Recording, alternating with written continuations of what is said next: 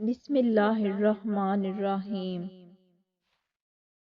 زندگی کو سمجھنا ہے تو پیچھے دیکھو، اور زندگی کو جینا ہے تو آگے دیکھو۔ جسم کی چوٹ تو وقت کے ساتھ ٹھیک ہو جاتی ہے، لیکن لفظوں کے زخم کبھی نہیں بھرتے۔ رشتوں کو اتنا غلطیاں کمزور نہیں کرتی جتنا غلط فہمیاں کرتی ہیں۔ رشتے انہی لوگوں سے بنائیں جو نبھانے کی اوقات رکھتے ہوں۔ وقت کے سمجھانے کا طریقہ سخت اور کربناک ہوتا ہے، مگر یہ بھی سچ ہے کہ وقت کی سمجھائی بات حتمی ہوتی ہے اور ساری زندگی کے لیے سمجھ آ جاتی ہے۔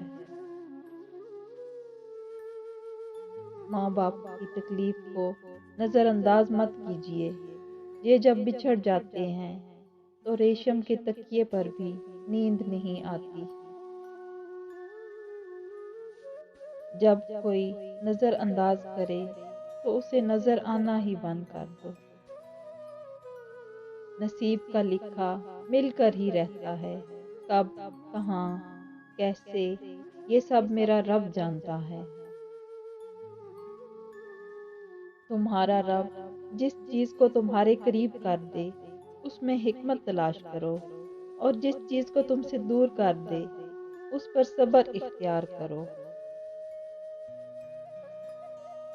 کسی کے گھر جاؤ تو اپنی آنکھیں قابو میں رکھو، اور جب اس کے گھر سے نکلو تو زبان قابو میں رکھو، تاکہ وہاں کے عزت اور راز دونوں محفوظ رہیں۔ جس شخص کے دل میں جتنی زیادہ حرص ہوتی ہے اس کو اللہ تعالیٰ پر اتنا ہی کم یقین ہوتا ہے۔ جو شخص تم پر غصہ کرے مگر پھر بھی تعلق ختم نہ کرے، وہ برے وقت میں تمہارا سچا ساتھی ہے۔